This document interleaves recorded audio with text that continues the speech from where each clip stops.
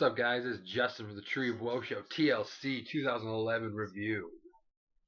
Show just went off the air, ended about 10 minutes early, but what can you do? Not much. Let's dive right into the results here as I turn down the television. Jeez. The show started with the United States Championship on the line. Champion Dolph Ziggler versus the woo-woo kid, Zack Ryder.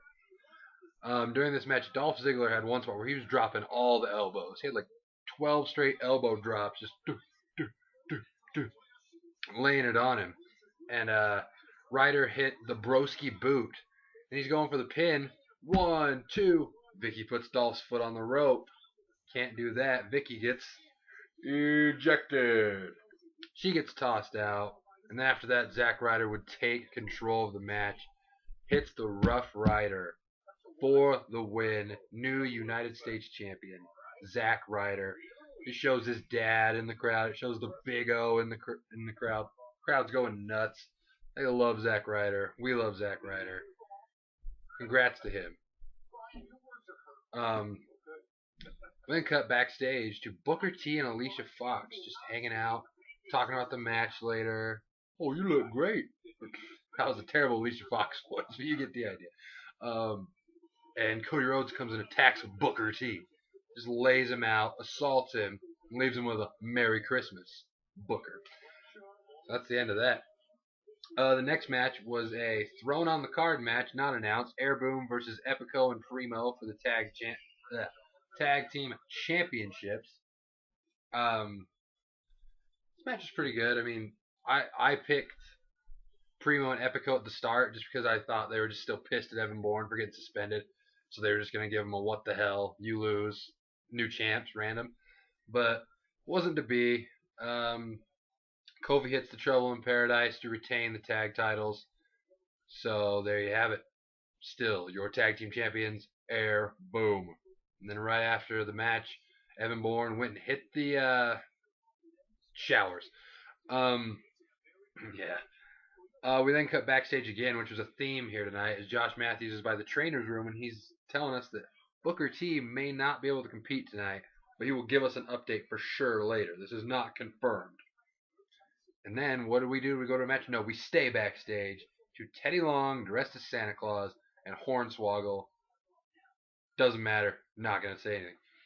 Then we get to the next match, the tables match. Randall Keith Orton versus Wade Barrett. Now, again, we all know I love Randy Orton. But again, we all know I was going for Wade Barrett in this match. I thought it would be better for Wade Barrett to win. He's on a big run. The Barrett barrage, you know. I mean, you can't really complain because, well, you can complain. You can complain all you want.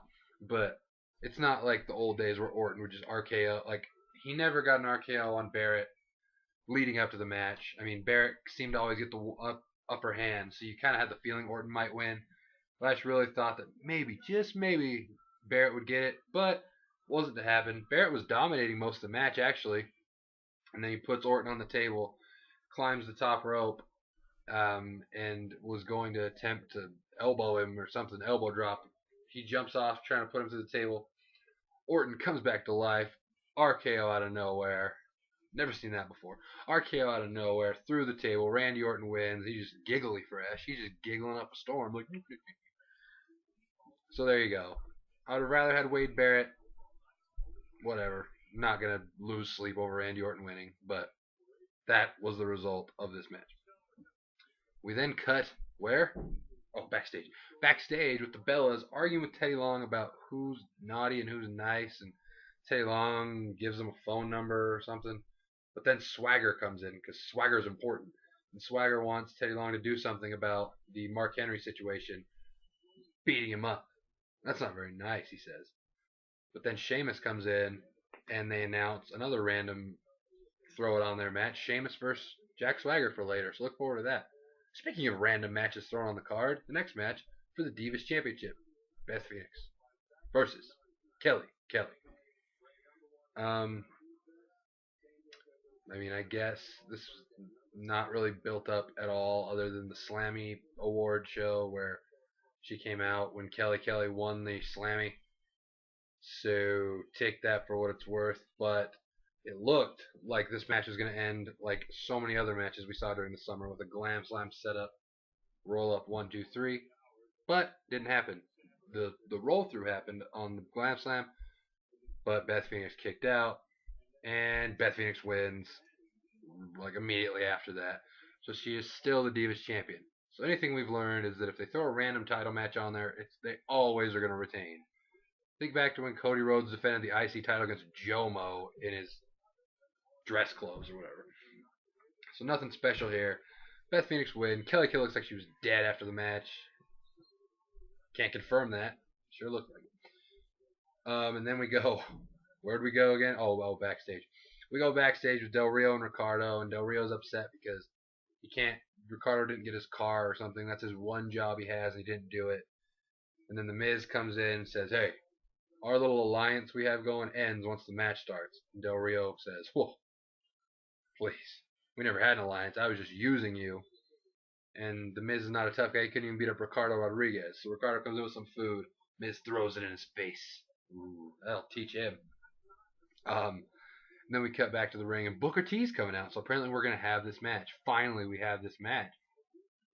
But on his way out, Cody Rhodes attacks him again. This time, the refs, not Justin King, nowhere to be found, come out and take Booker T to the back. So it looks, okay, we're not going to have this match again. Cody Rhodes is looking scared, doesn't want to have this match, whatever. Then we get to one of the more confusing named matches of the night, the Sledgehammer Ladder Match. First ever Sledgehammer Ladder Match between Kevin Nash and Triple H.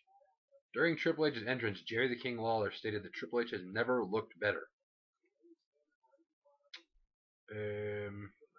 Well, I beg to differ, but that's his opinion, I guess. This match, I mean, it wasn't, exhilarating by any means. It was pretty slow paced. But like I was saying on Twitter, the spots they were doing were miles ahead of some of the things I thought these two would be doing, especially on Nash's part. I mean, in between the spots, they were just kind of walking around and got kind of boring. But when they were doing spots, like when they're both up on the ladder, I'm just like, no, nothing's going to happen. No. Triple H grabs a sledgehammer, swings it, hits Kevin Nash, falls off the ladder through a table. Who saw that coming? I didn't see that coming. Let's be completely honest here. So then Triple H gets the sledgehammer, brings it down, beats on him for a minute, but then he stands him up, hits the pedigree. Kevin Nash no-sells the shit out of the pedigree and the earlier shots. Gets right up and Triple H says, suck it. Does the suck it sign, nails him in the head with the sledgehammer. 1, 2, 3. God comes back into the ring and wins the match. And then Kevin Nash is taken out on a stretcher, so it's the full revenge for what Kevin Nash did to Triple H.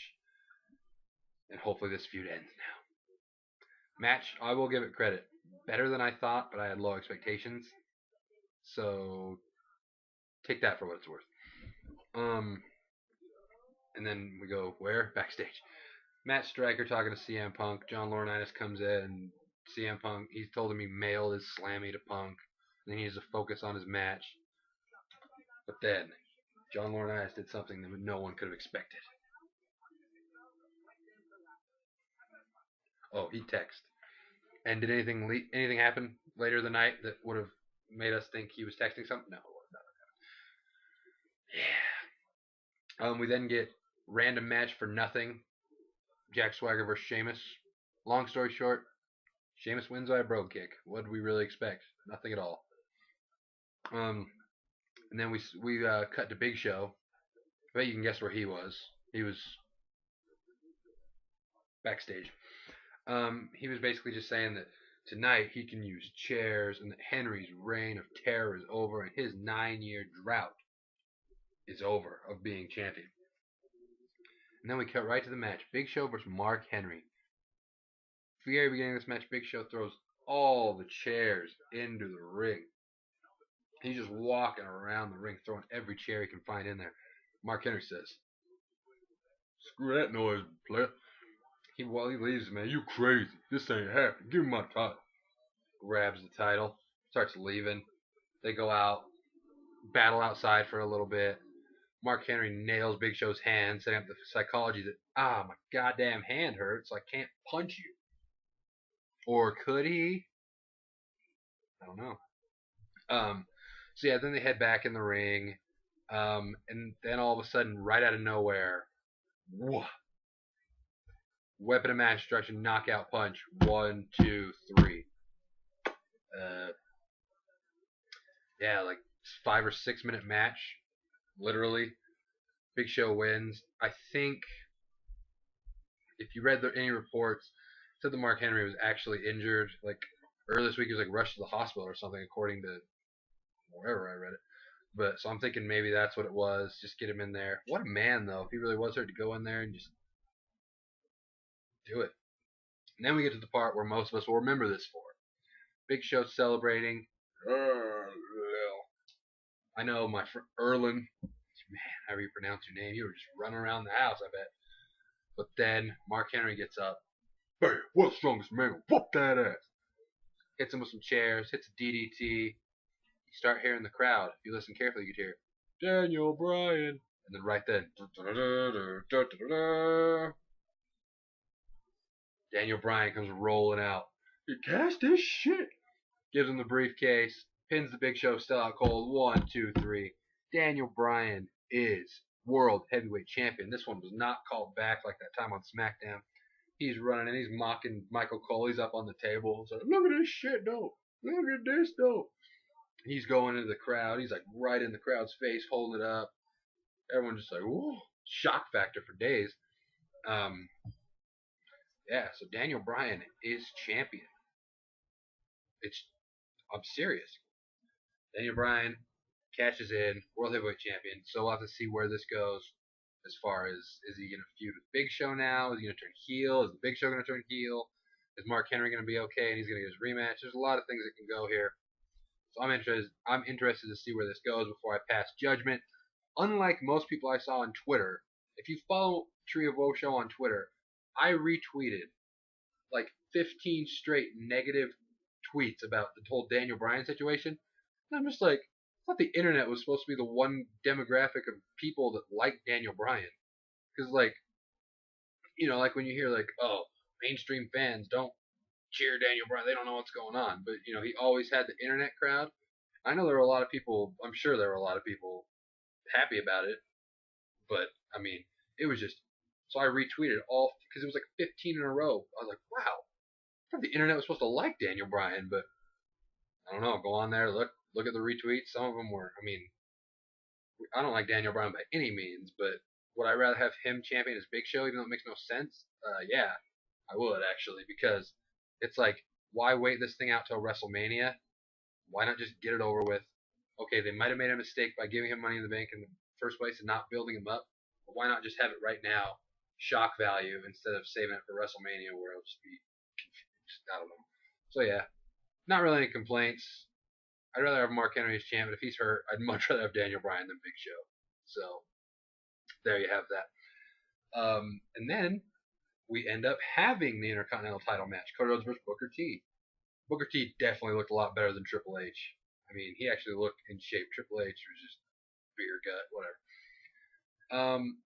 Something I noticed, if you remember Booker T's commentary to like people like R-Truth and Kofi, he always got mad at everybody for like dancing in the middle of the match, like losing focus. Like, man, you gotta keep that eye on the goal, though. Booker T hits the spinneroonie mid-match, right in the middle of it. Big hypocrite there, hypocritical. And then Cody Rhodes hits the beautiful disaster kick. 1, 2, kick out. Hits another beautiful disaster kick. 1, 2, 3. Cody Rhodes retains the Intercontinental Championship. Thank you.